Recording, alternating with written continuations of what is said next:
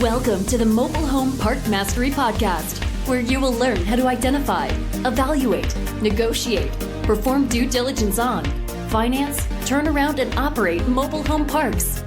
And now, here is your host, the fifth largest mobile home park owner in the United States, Frank Rolfe. Douglas MacArthur once said, "Old soldiers never die, they just fade away." But what about old mobile homes? This is Frank Rolfe, the Mobile Home Park Mastery podcast series. We're going to be talking about old homes, what you need to know about them, where they stand as far as housing of the future, if you can put money into them, should you put money into them, and everything else you'd want to know about old homes. Let's first define what an old home is. To me, an old home is a home that is pre-HUD. Now, for those who are unaware, HUD took over our manufacturing of mobile homes in about 1976. Prior to that, anyone could build one. There were no limitations. Some people set up small factories. Other people built them in their backyards and in barns and Quonset huts.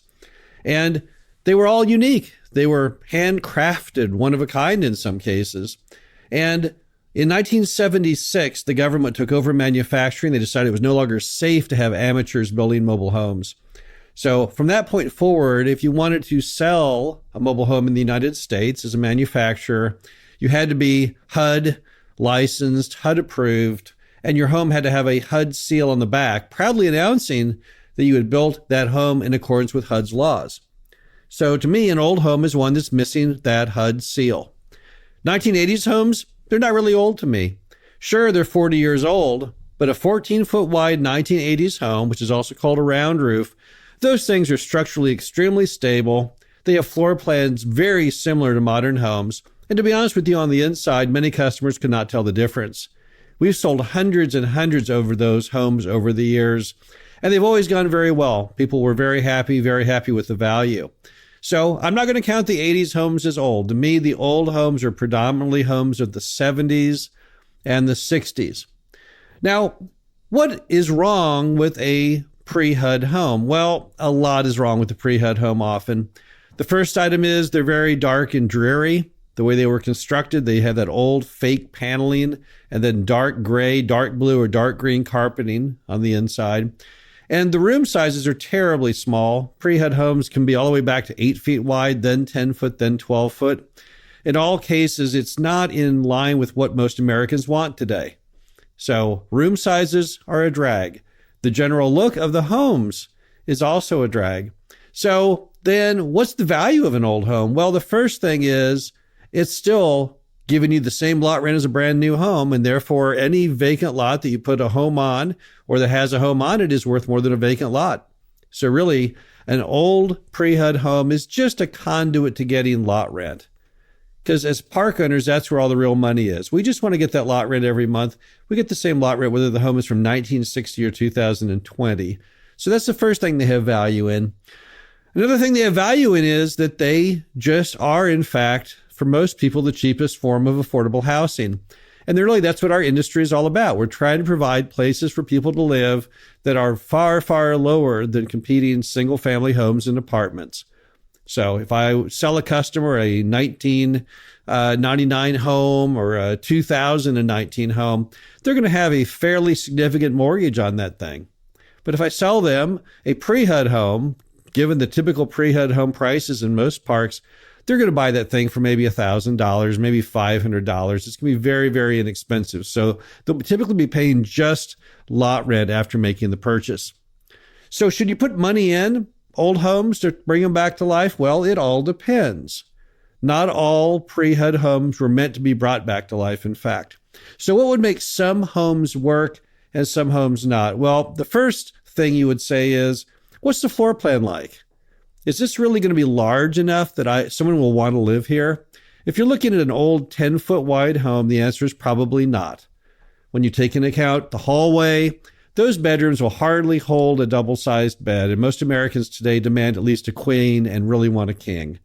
So the floor plans can be awkward. I've been in some that I could not even understand what the manufacturer was thinking of. Again, these were not all professionals. I was in one once, which I don't know if you could get a Murphy bed in it. I've never really understood the concept. This guy had built the cabinets into the wall so the drawers pull out. And by the time you get done pulling the drawers out, You only had like 3 feet before you hit the wall. What is that for? Why would someone want to have in the master bedroom a twin-sized bed? And then why would you give up all that floor space for some stupid built-in cabinet? So look carefully at the floor plan and decide, is this really saleable? Now, one nice thing about virtually all mobile homes is, particularly single wides, there's no load-bearing interior walls. So sometimes you can actually move those walls around. But in many of the homes, typically the 10-foot wides, definitely the 8-foot wides, there's nothing you can even do with interior walls to ever make that thing a place that someone would actually want to live in. The next issue is how well maintained are the homes. If I'm going to bring a pre-HUD home back to life, I've got to have a really nice beginning palette to work from. I need to have at least structural integrity. I've got to have, the various tools and resources to make that into something someone is going to want to live in. Now, if the home has been well maintained, no water allowed through the ceiling or any kind of leaking pipes or leaking hot water heater, then that might be worth bringing it back to life because all of the big costs you would have to do so are off the table. Now you're just down to flooring, painting, minor items like that. But if the home has had significant structural issues, if the roof has been leaking for 2 decades, the floor will be rotted, might even be black mold in the home. As a result, I'm not going to do it. So how well is it maintained? That would be question number 2. Question number 3 is simply how big is the demand for affordable housing in your market? If the market has horribly high single family and apartment rents, it's more likely that people will be really, really desperate for anything they can get into that's reasonably priced. You see that particularly in some places like Florida, Denver, Colorado. You'll find mobile homes that are really, really old that are still rocking along simply because even though people don't really like the floor plan, don't like the layout, don't much like anything about it, they just can't afford to live in that market in any other manner. So the third thing is simply a question of how big is the demand. Because if the demand is not that big, then that old HUD home is not going to get much love and attention, and no one's going to want to live in it. If you're in an area where single-family home prices are $350,000, people will probably live happily in that old pre-HUD home just because they're so desperate to have a nice place to live that they can afford. Now, how do you budget for these old homes? So if we're all in agreement that old homes do serve a constructive purpose as a conduit to lot rent, and they do provide the cheapest form of affordable housing, and we found a home, and that home has got a decent floor plan, and it's well maintained, and the demand for affordable housing is high, then how do I do that? How do I put that in the budget when I'm looking at buying the mobile home park? Well, remember that typically those older homes will not sell for much of anything, so you can't put a whole lot of money into them. So if you're looking at a pre-HUD home and it needs $6,000 of work, you'll be lucky if you ever got $6,000 out of it. So it's certainly not a profit center. Never estimate your homes to be a profit center. That's not the business we're in as park owners. We're trying to make our money from the land, not from the homes. So don't be mistaken like that. And also make sure you budget enough to make all the necessary repairs. You don't really know what all that home will need till you really get into it. Maybe you think it just needs some paint and some flooring, and you'll soon find out it needs some wiring issues, it needs HVAC, it's got plumbing problems. So make sure you adequately budget. Most mobile homes cost about $4,000 to rehab. So that's the reality. Don't be putting in their budget $1,000 and hoping that you get lucky, because you rarely get that lucky. So that's where you are budgeting the repairs. Now, what can I sell them for when I get all done? Well, again, as little as you possibly can. That's its strength. It's the cheapest form of affordable housing.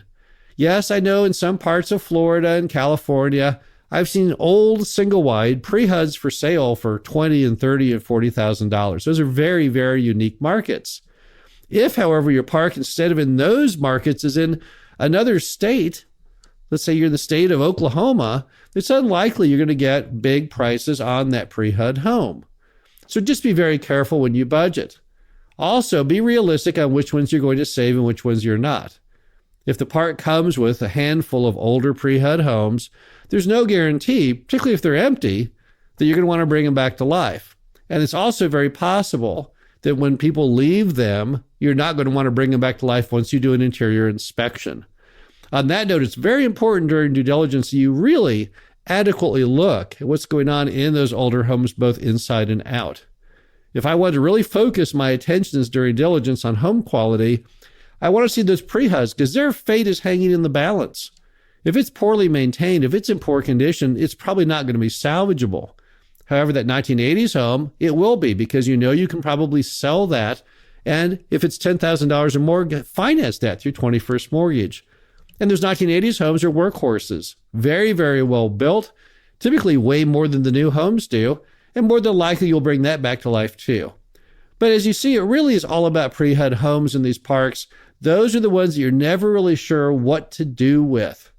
So do they all just fade away? No, they don't all fade away. Over time, they either die and get destroyed and removed from the property because you simply did not want to put the money back in them because of the floor plan or the maintenance or the desirability in that market from a pricing perspective.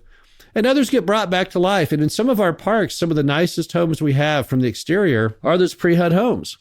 I can show you photographs that I carry around in my own smartphone of some of these amazing looking older homes we have in our properties. Beautifully maintained, all the original architectural features, the shutters and the awnings, carports, really, really nice places to live, typically still with the original buyer in as the resident. So the homes can be wonderful in the end. You just have to approach them properly. This is Frank Roth, the Mobile Home Park Mastery Podcast. Hope you enjoyed this. Talk to you again soon. Thank you for listening to the Mobile Home Park Mastery Podcast.